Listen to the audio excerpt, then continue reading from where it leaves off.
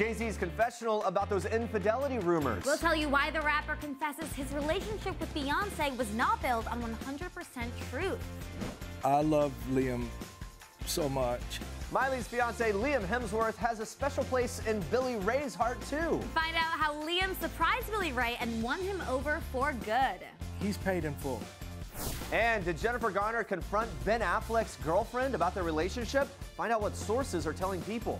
Blac Chyna returns luxury cars and jewelry to Rob Kardashian after his online rampage. Plus, did last night's episode of The Bachelorette really bring Rachel Lindsay any closer to finding love? We've got all the steamy moments and the missteps. You're so pretty. And Demi Lovato is back with a vengeance in her brand new track.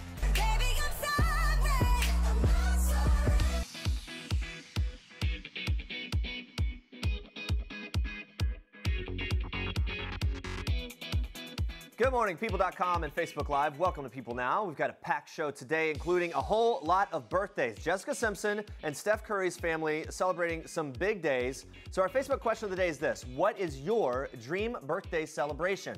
Let us know in the comments below. But first, here's what you need to know and what's trending today. Jennifer Garner and Ben Affleck's girlfriend apparently had some interaction. Sources tell People Jennifer Garner confronted Ben Affleck's girlfriend Lindsay Shookus in person after she found out about their affair in 2015. Garner was on a work trip to New York City when she approached Shookus about the fling. Lindsay refused to back down or quit the affair, according to that source. And a source close to Shookus says Jennifer and Lindsay do not have any relationship. Now, multiple sources have told People that Affleck and Shookus started having an affair in 2013, 2 years before the actor and Garner announced their separation. Shookus was also still with her husband, Kevin Miller, then a fellow SNL producer. The two split in 2014. However, other sources close to Affleck and Shookus maintain that the two were just friends and did not date before their respective separations. Sources also say Garner spoke to Shookus' ex about the affair. After appearing on an episode of Late Night with Seth Meyers, where Miller is now a supervising producer, Garner sought him out for a conversation. The first source says she showed him text messages between Affleck and Shookus, adding she had proof.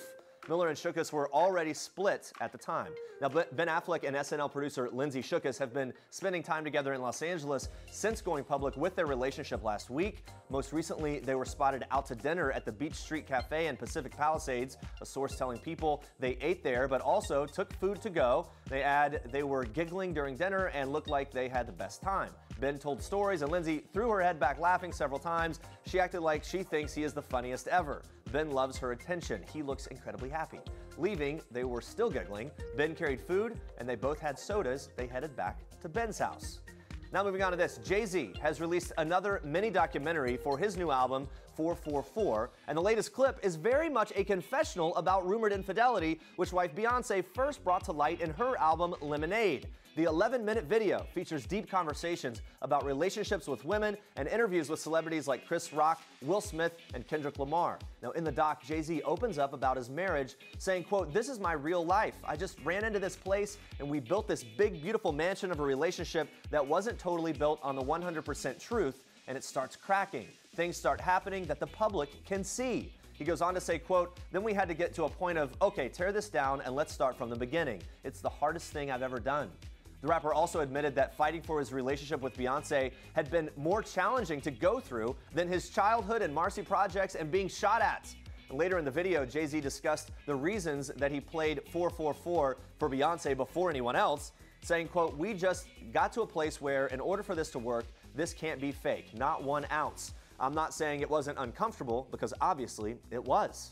Well, guys, now we move on to this. Blac Chyna says that she has returned expensive gifts that Rob Kardashian had publicly boasted purchasing for her during his social media rampage last week. In her interview with Good Morning America, Blac Chyna explains, "Once he posted all these things on the internet, I had my 2 assistants drive the Ferrari and the Lamborghini and took all the jewelry back to his house, actually to his mother Kris Jenner's house, and had it dropped off." She went on to say, "And I also gave him back his wedding ring because I'm not going to let this man buy me or make it seem like he could just buy me and give me gifts and treat me anyway and talk to me nasty."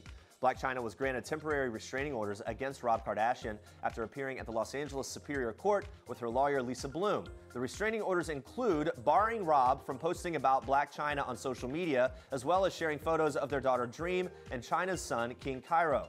Chyna explains in court documents obtained by People, "I am in fear of this angry, volatile, vindictive man who has physically attacked me and tried to humiliate me so publicly. I am embarrassed by his posts. I ask for orders of protection so that I can live my life in peace and free of fear of him." Now, despite the restraining orders, Blac Chyna's lawyer tells Entertainment Tonight that she's not concerned about Dream being around Rob Kardashian. Her lawyer explaining, "She has said that he's a good father, there are nannies around when the baby is with him, and she hasn't had any reason to be concerned. We did not ask for the baby to be part of the restraining order. We just want him to stay away from her and to stop cyberbullying her." Lisa Bloom went on to say Chyna is aware that Rob is the father of her baby. She's not trying to start a war. Well, guys, stay with People.com for more updates on Blac Chyna and Rob Kardashian. Well, we just had country legend Billy Ray Cyrus in the People Now studios to talk season 2 of his hit CMT show, Still the King. But of course, we also had to get a little Miley news from him. And guys, if you ever doubted whether Miley Cyrus's fiance Liam Hemsworth was fitting in with her country star family, doubt no more. Billy Ray reveals the surprise that he got from Liam, which won him over for life. Watch this. I love Liam so much, and I was doing a show down in Nashville, and Miley had been all over the world, and the whole, she'd been going nonstop. Her and Liam surprised me at my show. And she said, Liam said, "Man, let's go down and surprise your dad. Come on, let's go." And that's great. And I said, "Man, that's the coolest." I told him, from now henceforth till ever, he never has to give me a birthday, no Christmas present. He's paid in full. Looks like Liam is in with the fam. Done. I know. It's ready to go. All right, good morning. Good Let's morning. check in with Facebook Live. We're breaking down a few celeb birthdays. We want to know what your dream birthday celebration is. All right, jumping in here. Kayla says, "I'd love to celebrate anyway, as long as I'm with my family." Nice. Very Michelle nice. says, my birthday celebration this year will hopefully be going to see my family and friends for my 40th. I haven't been back home to Flint, Michigan in 5 years. I love that. Here Yeah. comes a transition. I love celebrations that include brand new music.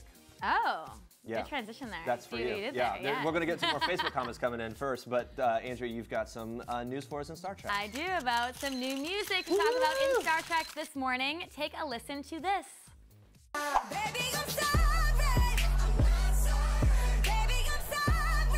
I'm not sorry. Demi Lovato is back and better than ever. The 24-year-old singer returned from her recent music hiatus with a brand new track, Sorry Not Sorry. Released early Tuesday morning, the fresh single features bold lyrics and intense vocals, making the pop star's return to the limelight very well known.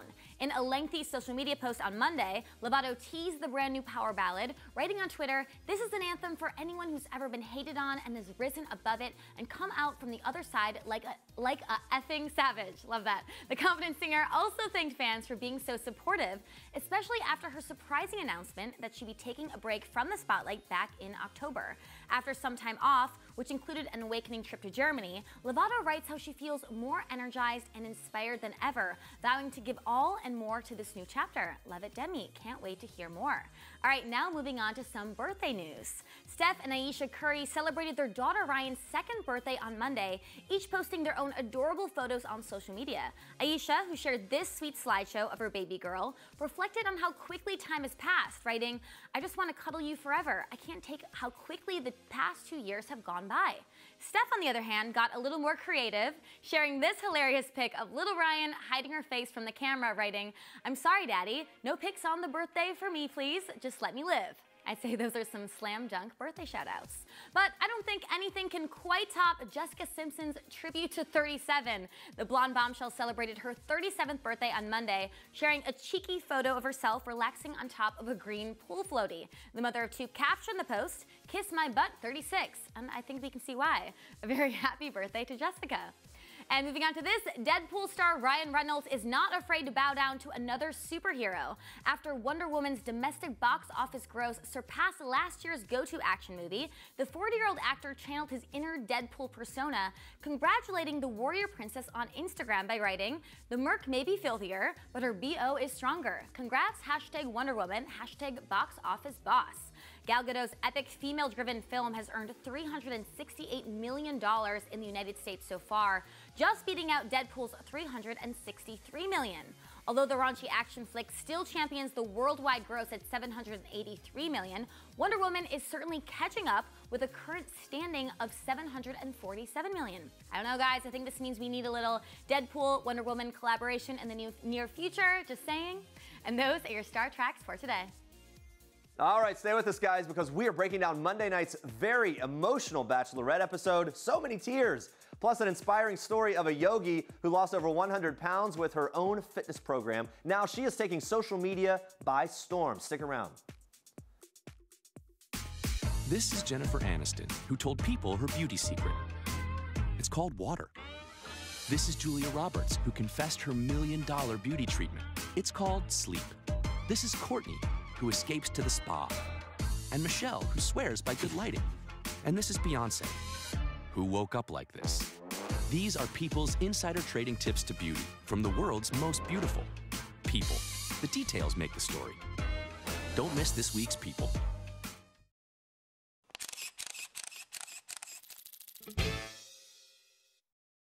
I'm not sure if I want to stay. Hometowns are right around the corner, and today I went into it with questions or doubts. She's got tears streaming down her face, and I blame myself for that. The scary part's the possibility of going home. You deserve to be happy. I do not want to leave here without a hometown. In this setting, I do have to be a little bit selfish. I have no idea what I'm going to do. Woo, tensions were high as Rachel had her final round of dates before the hometown visits. Yes, The Bachelorette is, of course, our Toyota People Pick of the day. And back breaking down all the drama with us is season 20 Bachelor cast member Olivia Caridi. Alone. I know. So excited. Get ready. She is about to just go nuts. I am. So Rachel spent the week in Switzerland, but she definitely didn't stay neutral, as all three of her one-on-one dates were repeats, starting with Brian, who revealed his last girlfriend broke up with him after going to a wedding with his family in Colombia. Watch what happens, and we will react. It was just little things that I started noticing that she wasn't really ready to compromise with, and she wasn't gonna meet my mom halfway in that sense. So when we left that place, I didn't know that she was upset. We come back from that trip, I thought everything was cool.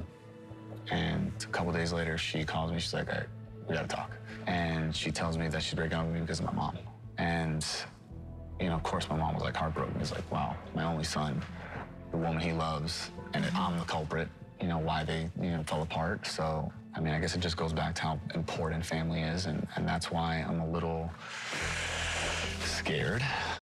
So this was kind of weird for me. We didn't really get to hear any of the details why the mom clashed. Would this be a red flag to you? I would have. I would said, you know what? This rose is not for you. Here he says all this, and then she's like, I cannot wait to meet your mom, and I'm sitting there like, why? Yeah, well, let me just say this. Michelle on Facebook, by the way, thinks that Brian's going to win. I think he has a great chance because Rachel is putty in his hands, and you could just, and that's what, to your point, she doesn't care about those details, I don't think. No. But do you think that Brian's hometown visit is going to go well? What do you? Well, I knew the minute he was talking about how his mom is the reason his ex and him broke up, I knew he was going to get a hometown because we're going to have the whole, oh, the mom, that's going to be the main part of the hometown. So I knew he was going to get one. I think it's going to be fine. Let me just say, it's so steamy between them. And I have money on a bet here that they added extra sound effects when the two of them made out later on. All they do. I'm like, when do they talk? It was such a soppy They just make out all the time. They really do. I can't. I'm jealous, I guess. So Rachel's next one-on-one was with Dean, who spent the whole date stressing about telling her about his family issues, leading to very awkward moments like this. Ooh. Talk to me about it, Dean. Talk about your feelings. What's your favorite dinosaur? Dean. No, but I mean, seriously. You're so pretty. Dean, stop being a child. I know. So he eventually revealed that his dad was never really there for him emotionally after the death of his mother. You know, it's heavy stuff that Dean's dealing with, but I don't know. How do you think this affected Dean's chances? I just think it's not even the family thing. It's just his age. Like, he's a year older than me, and he seems so much younger than me, let alone for a 30-year-old woman who's ready to get married. He just doesn't seem like he's ready to get married. I think he has a lot of stuff going on, and his defense mechanism is to laugh and do jokes. To make it light. And so I think he needs to get past that in order to have a deep relationship. He always pulls it, like he's always at one point in a date wins everyone over. Yeah. Because then he starts opening up. He always somehow. But compared to the other back. guys, he does seem a little less sort of mature. He in some looked ways and things miserable like on the that, entire date. I Literally know. miserable. He's so cute. Dean also warned that his dad has become increasingly eccentric. We got a little taste of that in the preview for next week. How do you predict Rachel's visit to Dean's hometown will go? I hate to say, I think they're just gonna exploit the dad I think who looks we've like already a wizard. seen it almost, right? In the tease, a little bit.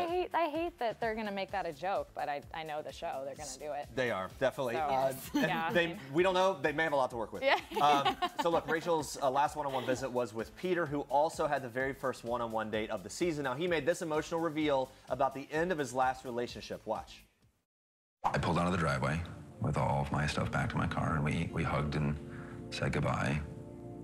And as I pulled around the corner, she's waving to me, and she's got tears streaming down her face. And I watched her disappear in the rearview mirror as I turned the corner. And I blame myself for that. For a very long time. So I held on to that guilt for a very long time of abandoning this woman who I loved, but could not give all of my love to. Oh man, so Olivia, does Peter seem like someone who's emotionally ready to get engaged? I'd say I think he's ready over everyone else so far. Okay. Yeah. I think Did this conversation surprise you though? I just thought he was about to lead into like, and she is dead or something. Like that was how they were editing it. So I'm glad that was not the case. I'm glad that it wasn't like that, because that's where I thought it was going. But I mean, you can tell that he has had emotional feelings for someone, where I feel like a lot of these guys haven't had that yet. You know that he actually can feel things, which is good. Yes, like Eric is sitting here like, I've never been in love. You can also, Brian, you can also tell he's read many, many Nicholas Sparks novels. I think is what the biggest and he's a here good is. like crier, but not an actual cry, like a whimper. So will Rachel be able to tear down the emotional walls that he seems to have? Yes, I think Peter's into Rachel. I think he's just playing hard to get. I think Peter for the win, honestly. I don't want him to win because I want him. We can really set that up. She also loves Nicholas Sparks novels, everybody. Yeah, I love Nicholas Sparks. He's meant for me. The episode ended with Rachel going out with the 3 remaining men, Eric, who's had a one-on-one date before, and Matt and Adam, who never really got any alone time with Rachel. So unsurprisingly, Matt and Adam got sent home. Surprisingly, Rachel had a very emotional goodbye with Matt. So watch this. I don't get it. Unfortunately, like in this process, other relationships have moved past it. So in saying all of that, like I feel like I can't to a hometown. But I just want you to know that like it's meant so much for me, for you to be here.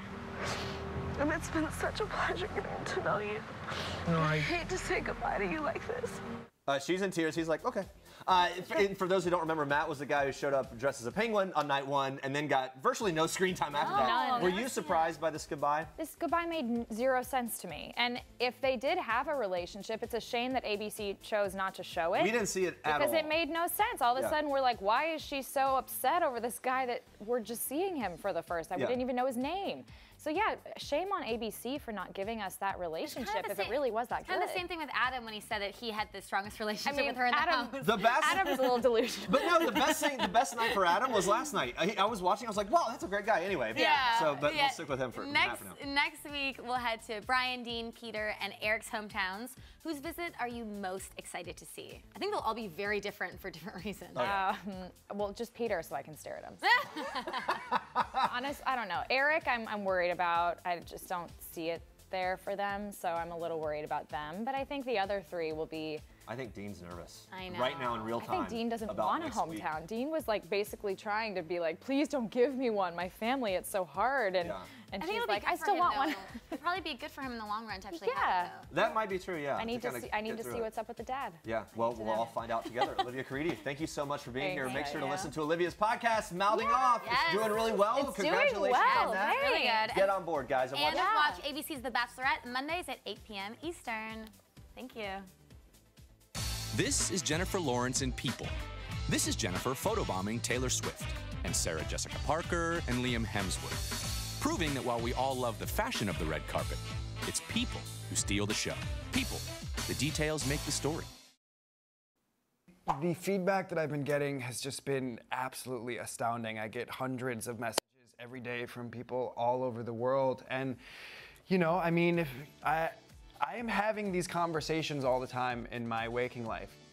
That's younger star Nico Tortorella, who previously appeared on People Now, opening up about his sexuality. Now, the sexually fluid star and his longtime lesbian-identifying partner, Bethany Myers, recently opened up about their relationship and how they identify themselves in an interview with The Advocate. Bethany discusses the idea of navigating relationships and the pressures placed on labels, saying, I think we're raised with this idea that you're supposed to go and find the one, especially women. You're looking for your Prince Charming. You need to be proposed to. There's this one person you're searching to find, so the idea of finding a stability partner and having other things on top of that feels too messy.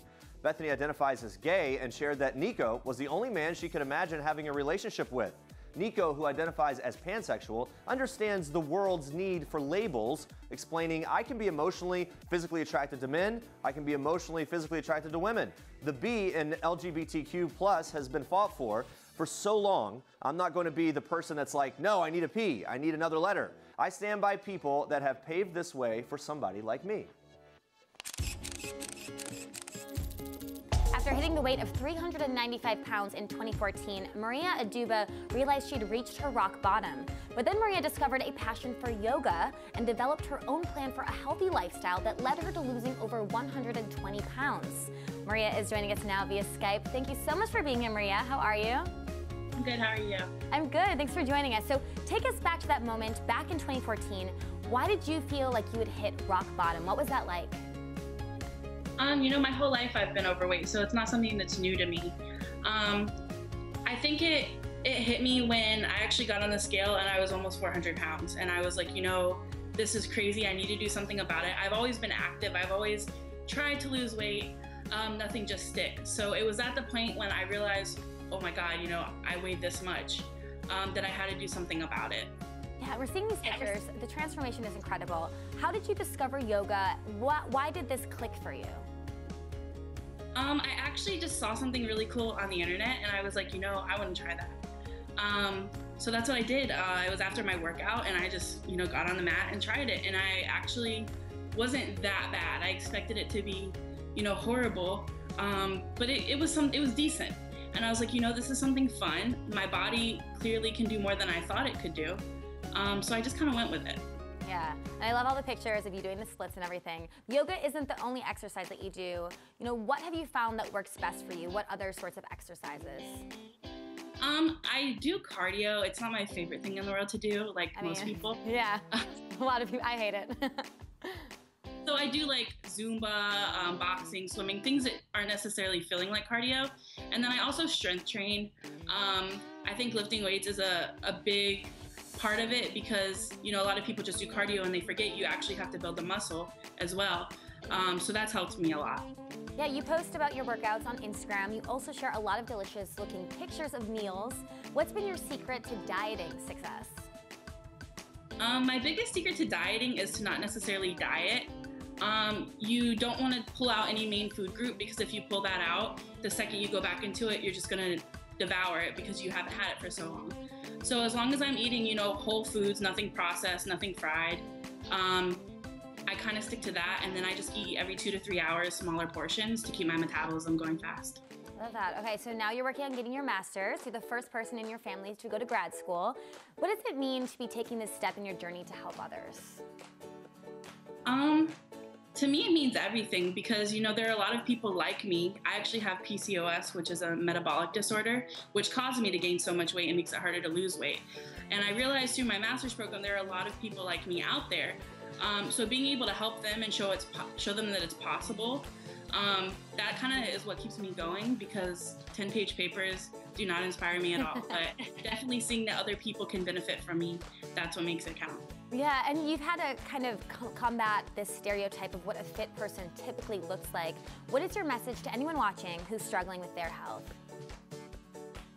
To take a day at a time. I know it's not easy and I know you fall off, you know, every day. I fall off all the time. There will be days where I don't go to the gym, I don't eat healthy, and then I wake up the next day, I'm like, what are you doing? Get back on track.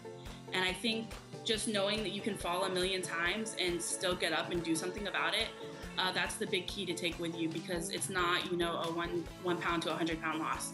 There's a lot of little pounds along the way that count. And as long as you focus on that, then you'll be able to succeed. Well, Maria, thank you so much for Skyping in today. And for more information and to buy Maria's ebook, head to asapyogi.com. I'm supposed to be on the right side. Don't hit the garbage pail. I'm not even near the garbage. Yes, you are. Oh my God, Jazz. I really hate driving. You're not good at it either. On season 3 of TLC's award-winning I Am Jazz, transgender teen and activist Jazz Jennings is searching for a doctor to perform her bottom surgery, but she's also dealing with more everyday issues like learning how to drive. Watch this exclusive sneak peek. I've taught 4 kids how to drive, and I'm more afraid of her than all of them put together. You didn't stop at the stop sign, just saying. First time over a speed bump. No, too fast. No, what are you doing? That's how fast you always go. No, this makes me so nervous. What are you doing? I need to think for a second. You can't just stop in the middle of the street and think. That's not what driving is. My mom is totally overreacting. You know, she's not the best driver either. Every time I throw up in the car, it's in her car. So, What are you doing? You're going into... Stop! Stop! Oh my God, what were you doing? Did you forget to brake? No. What was that? A perfect park. No, in we my don't park opinion. over here in the bush. Oh. I don't even feel comfortable when driving. Maybe I shouldn't do it at all for the rest of my life. No, you need to be independent and drive yourself places and be able to do things and not have to count on me for everything. There you go. Besides Jazz's driving skills, on this week's I Am Jazz episode, Jazz and her mom disagree over whether she needs to go to therapy for her social anxieties ahead of her potential bottom surgery. Watch this. I want you to act more like an adult now that you're getting closer to being an adult, less babyish. You're mature in many ways, in other ways you're not very mature at all. Whatever. I don't even care what I am or what I do. I'm gonna be whoever I am, and if that's immature, then fine, then I'll immature. Jazz's mood swings are pretty bad. She also has social anxiety, and she is feeling overwhelmed about something or upset about something. She doesn't know how to rein it in, control your moods a little bit, maybe. Oh my God, whatever, stop. You know, this is what I'm talking about. Your moodiness is a little bit out of control. You're moody too all the time, so you No. can't complain. Not like you are. Yes, and you know what? And you have to go You for therapy. are like me. Because part of the requirement for having I'll a surgery go to is... therapy. Yeah, I'll go to therapy for the surgery requirement, but Yeah, but you need to go also to control this moodiness, and I think it's not something that therapy helps with. You're wrong, and I think you should talk to Cousin Debbie about it. I think that she can talk you through some of this. I really don't like the idea of therapy. That just doesn't work for me. But sometimes talking about your issues can make you feel better. I really don't want to talk about this. I'm done. Happy birthday to me. She forgets she is still the kid, and I am the parent, and she can throw a temper tantrum, but she's going to therapy. Do you remember when you first learned to drive? Yeah, I didn't pass my first time. But did your parents did they freak out in the car with you? No, they didn't care. Well, my mom. They're like, she'll figure it out. My mom was like over in the passenger seat, like grabbing the arm and like, you know, touching the, like pushing the brake and fake brake on the passenger side, like so nervous. They're scared to drive with you. Yeah. My parents are pretty chill. They're like, I think we'll be fine. Yeah. I'm a bad driver, though. All All right. right, let's check in with Facebook Live one last time. We've been asking you how you want to celebrate your dream birthday. A lot of good ones here. Letty says, a great birthday celebration for me would be going to New York with my hubby and family. I like that. Come on to New York. Yeah, come on. We'll meet you here at the tunnel or the bridge, however, or the airport, whatever. Vinny, in the we won't. tunnel? We're not doing that. Vinny says barbecue ribs plus moonshine plus throwback wrestling with Dwayne The Rock Johnson equals a birthday bash in heaven. Wait, that's great. All the moonshine. Oh, that's the best all of thing those I've things. ever heard. Kathy says, traveling to some great beaches and relaxing in a cabana on the beach. Little cabana. The beach Is it cabana or cabana? Either way. Either way. Tomato, tomato. Debbie says on a beach in Hawaii. And I Oh, agree with that. Take me to Hawaii with you, Debbie. Yeah, these all sound really great. Better than here. Guys, thanks so much for watching. Wait, what's your most epic birthday? My most epic birthday? I like to throw big bashes. Like, I'll invite everyone I've ever met in New York City to a birthday thing in the city. Oh, that really makes me feel good about the last one that just happened. I didn't even hear about it. A few things to talk about after the show. Be sure to catch us again tomorrow. If we're both still here, 8:30 a.m. Eastern. Jada invite you Pinkett to the Smith, next one. Queen Latifah are spilling all from the set of their new movie Girls Trip. Plus Judy Greer revealing what it was like kissing in a motion capture suit while filming her new movie War for the Planet of the Apes. Thank you so much for watching. And for now, we leave you with one last thing from Jazz Jennings. Bye, guys. Bye. Hi, I'm Jazz Jennings, and this is One Last Thing. The last TV show I binge watched was Prison Break Season 5, and honestly that show was so intense and so crazy, but it was a lot of fun. Michael, we're here to get you out. The last thing I Googled was best cheesecake in New York City. I love cheesecake so much and I just wanted a treat last night, so. My last family vacation was a cruise and it was so much fun. We did so many different things and we went to the Western Caribbean, so it was awesome.